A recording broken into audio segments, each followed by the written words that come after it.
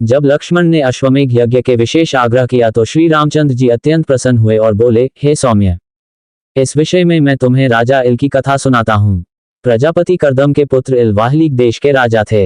एक समय शिकार खेलते हुए वे उस स्थान पर जा पहुंचे जहां स्वामी कार्तिकेय का जन्म हुआ था और भगवान शंकर अपने सेवकों के साथ पार्वती का मनोरंजन करते थे। उस प्रदेश में शिव की माया से सभी प्राणी स्त्री वर्ग के हो गए थे। नर, पशु, पक्षी या मनुष्य कोई भी दृष्टिगत नहीं होता था। राजा इल ने भी सैनिकों सहित स्वयं को वहां स्त्री रूप में परिणित होते देखा। इससे भयभीत होकर वे शंकर जी के शरणागत हुए और उनसे पुरुषत्व प्रदान करने की प्रार्थना करने लगे।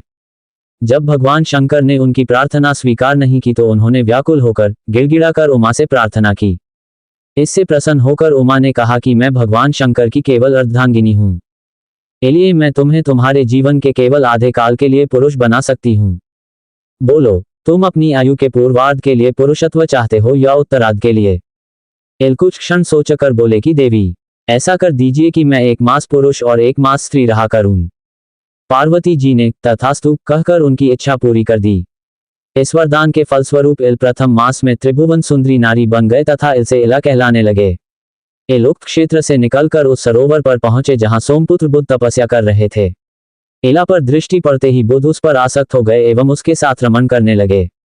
उन्होंने राजा के साथ आए स्त्रीरूपी सैनिकों का वृतांत जानकर उन्हें किन्पुरुषी किन्नरी होकर पर्वत के किनारे रहने का निर्देश दिया।